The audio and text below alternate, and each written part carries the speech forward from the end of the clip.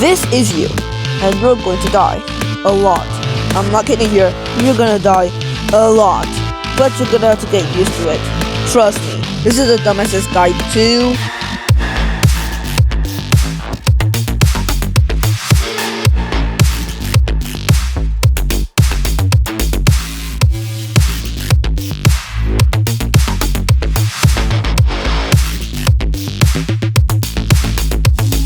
RoboQuest is a roguelike boomer shooter 18-bit wall processing video game that released on August 20th, 2020.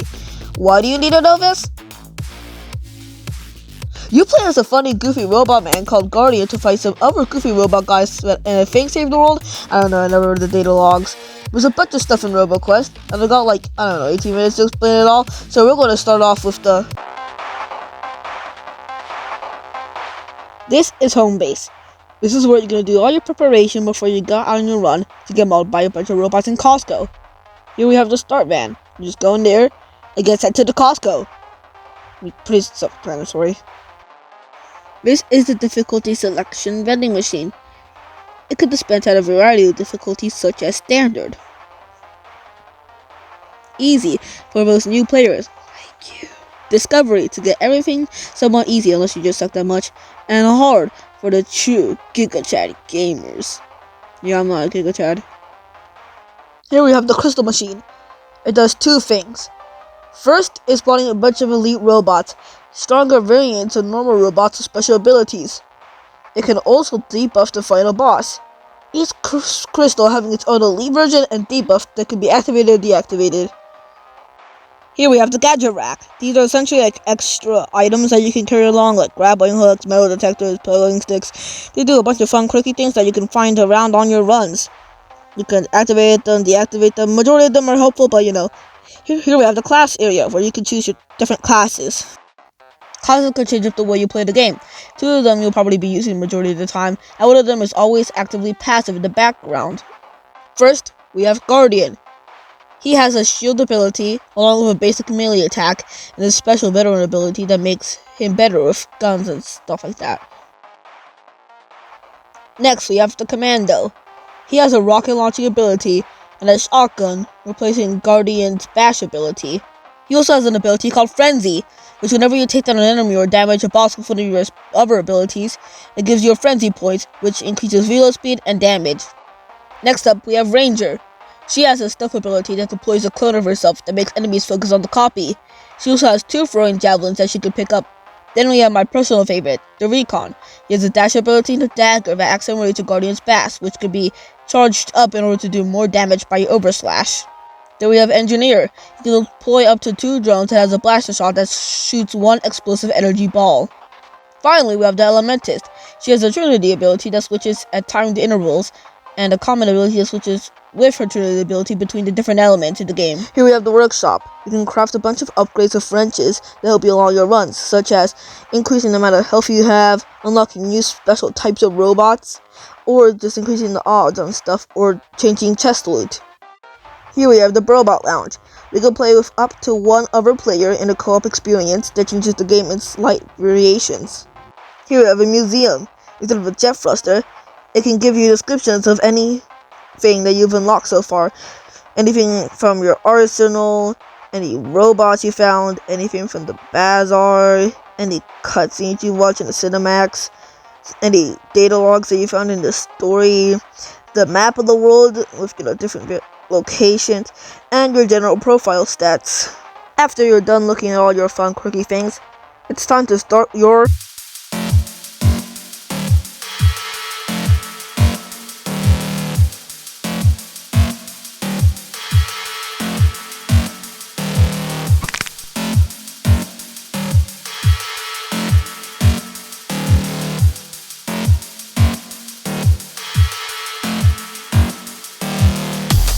When you start your run, you'll spawn in the canyons, specifically the safe zone of the canyons. Here, you can open one of Max's chests, which provide either a weapon, a fuel cell, or bazaar if you have the upgrade. Talking about bazaars, these are essentially items that you can pick up to do different effects, or different tiers of these, along with for weapon tiers, which determine how good the bazaars are. Purple ones are unique though, bringing one buff and debuff depending on the item you choose. Now onto the weapons. Each one is built off of affixes, or affixes, I don't really know how they're pronounced, each having its own rarity. Common tier affixes are just the base of what the gun does, like if it's an explosive launcher, it shoots explosive bullets, and a heavy weapon, well, it's heavy. Green affixes add just general buffs, like an increased reload speed or adding an extra charge to the alternate fire.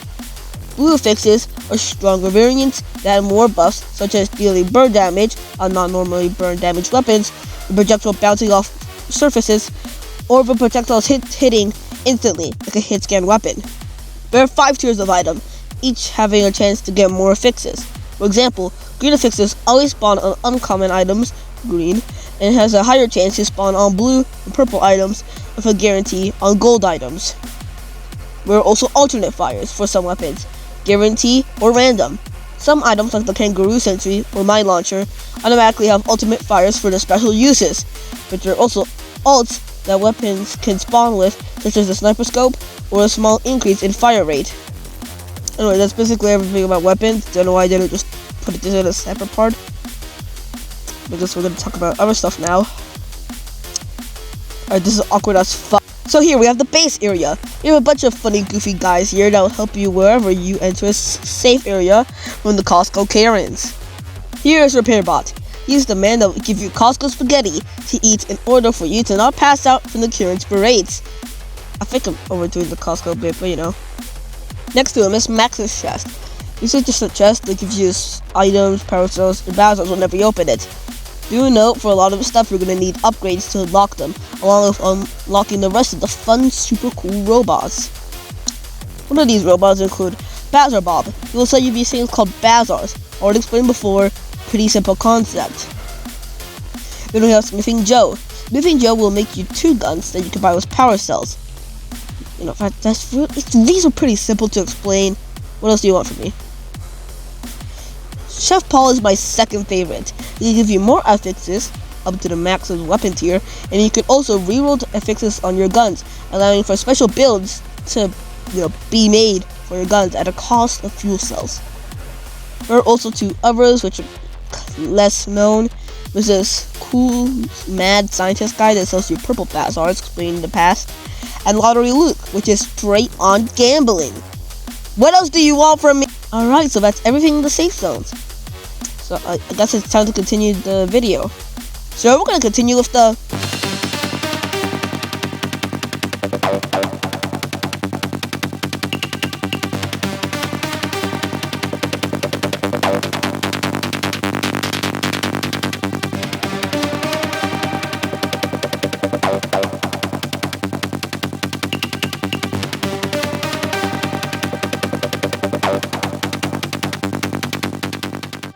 There's a lot of areas in RoboQuest, so I'm going to briefly go through them. Not all of them.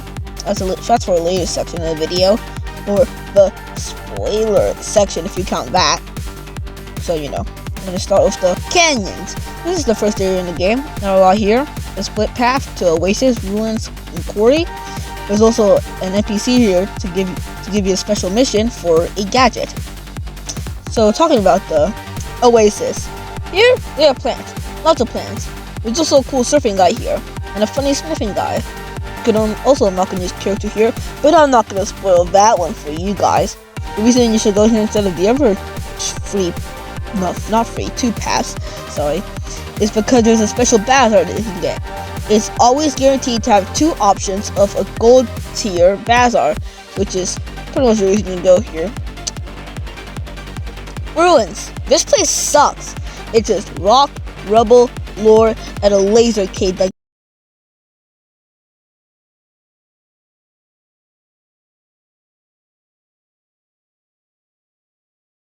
just sucks. I hate it. Bad. The only reason you go here is to get a gadget from another goofy guy, which just costs 1 power or so. So yeah, it's not that bad. I just stubbed my toe right now and I'm pissed. I want to vent. I hate Ruins is the worst one of these 3. This is the better Ruins. Instead of taking damage, having to deal with annoying terrain, We have cool bricks, cooler enemies, and if we level up instead of having to do of damage just to get a crate which is going to give you a weapon that you might not even like. We also have Buddy Bot here. He's just chilling somewhere here. I don't know. He's up in the sky somewhere. Not the best, but it is the best first area. Fields. This is probably the area you're going to start chapter 2 in.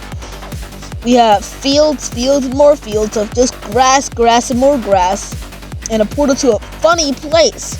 There's also the worst quest that I am not gonna do because I still don't know how to do it. Another funny door, and a one-stop straight way to the energy station. But that transition is too smooth to make, so instead I'm gonna talk about water station. Forgot what was here. Still thinking about the logs. This is where you go into the fields. You want to go to quarry.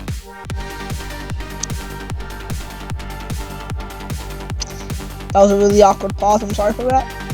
But honestly, I don't really know what she's. Oh right, I remember. So there's this guy that you can melt. Okay, but wait, there's not a lot here, so it's pretty. Don't say I'm making this extremely long just for videos.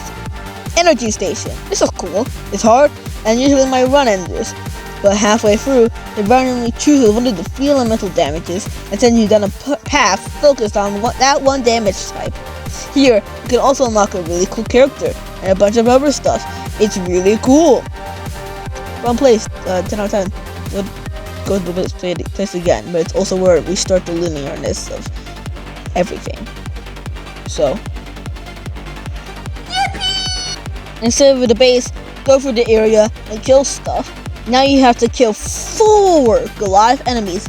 Then you can progress through the door. There's also 3 special areas. You can get 3 special things from each, and each have chests along with one of the funny, goofy, friendly Costco robots from your friend, unnamed human. That's definitely her name. There are still a couple of other areas, but I consider those spoilers. So we're gonna skip those until we get to the spoiler part and talk about the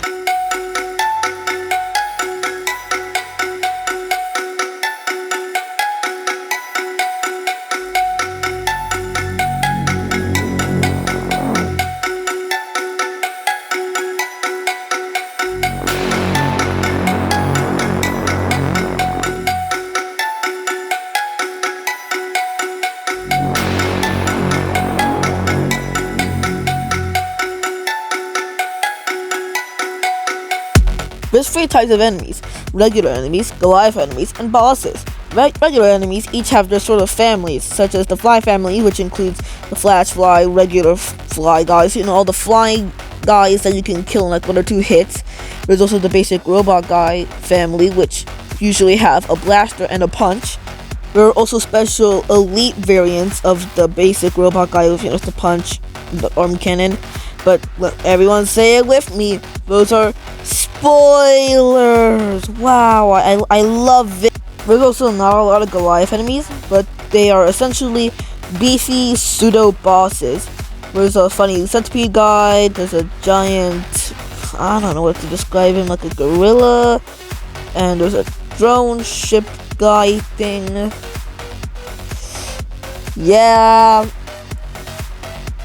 This will make a lot more sense if I had an actual script, but I don't. There's probably a couple more of these guys, but those are like the 3 main ones. Each area in the game can introduce different enemies depending on your difficulty. For example, Fields on the standard difficulty introduces charging flying guys that charge at you from the sky. Wow. And Quarry introduces laser turrets and flamethrower fly guys, and if you don't go to Quarry, then they'll appear later. So pretty cool. There isn't really a lot to talk about the enemies. There's a lot of them, and whenever you kill them, there's a rare chance, depending on how many you killed, that they will drop a card which gives you a couple bits of info about them. You've probably seen them in the video. I hope so. I don't know. I don't know. Okay, if you spot these things. But there's not really a lot to talk about the enemies. But there is one special part to talk about them that we need its own section for, which is specially edited. So we're just gonna transition all the way to the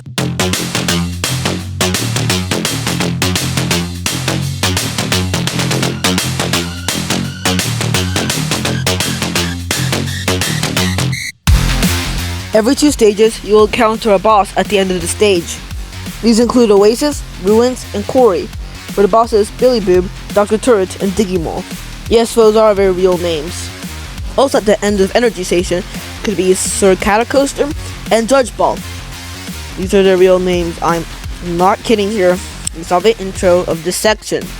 There are also a few more bosses at the end of spoiler stages, so we're going to talk about those in the next section. Anyways, each boss is unique in their own ways. For example, Billy Boom will start to blow up if you get too close to him, and Digimon will burrow underground for a lot of the boss fight. Some boss arenas may be different depending on the boss. For example, Sir Catacoaster's arena primarily takes place high up, and the floor will start to fill up with acid. You can also ride on Sir Catacoaster's rails to chase him. Once you defeat a boss, you will gain their card for the museum, and these usually determine the end of a chapter. Gonna say it now, this next part is all about the spoilers. We'll be covering areas, bosses, and the end of the game. So if you don't want to be spoiled about stuff like that, go to the timestamp in order to prevent any spoilers. Warning. We're gonna go to the next part now. It's not gonna be a smooth transition, it's just gonna be like a jump.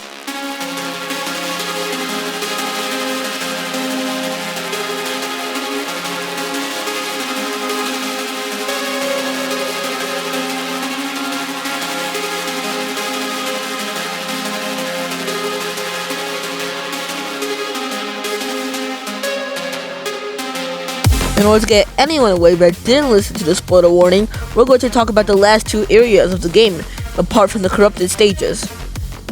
District 14 is a special type of area where you have to complete 2 corrupted zones in order to fight the boss at the end, which would either be Beetle Royale or Uncle Jim. These names that the devs came up with are pure genius. After you beat District 14, you get a cool building montage where they go to the moon. I'm not going to show it here because I don't have any footage of it, and I'm too lazy to go look on Google. This is the final area of the game. Remember the crystal machines? Yeah, the machines spawned elite enemies. Basically special enemies that are a pain in the ass. Each crystal does something to weaken this area in the game, like disabling lasers that would originally attack you.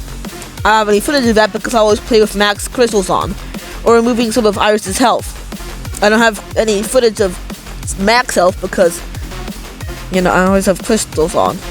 Talking about Iris, after you do all the battle rooms, you go to the final boss. Wow, Iris. I just said the name, which unlike the other bosses, has 2 phases. The other bosses only had 1, for those that didn't play the game or don't want to play the game. Just gonna throw it out there, Iris is the bad guy of the game. I didn't really read the data logs, but apparently, this is a spoiler section, but apparently Iris was a good guy. Didn't read the data logs, but if you're interested in that, just ask for the lore video. Anyways, let's talk about the other corrupted zones. I only have footage of one of them, so enjoy this. These are special areas where at the end you get one of the funny crystals that do stuff at the quick setting all the way at the home base area. Wow, that was 18 minutes 55 seconds ago. Something around that time, I don't know. These corrupted stages can be anything from doing a speed run or a time trial, because at the bomb at the end of the stage, yes, they put live bombs in these stages. These people are insane. Last thing I wanted to talk about in the spoiler section when I have time is the Guardian difficulties. Whenever you beat the game on standard or hard mode for the first time, you unlock Guardian 1, the first of the Guardian difficulties. These go all the way up to Guardian 4, unlocking one after the other after you beat them.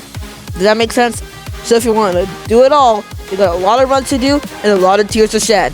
Alrighty, let's go back to the guys that didn't want to get spoiled, good for them, and talk about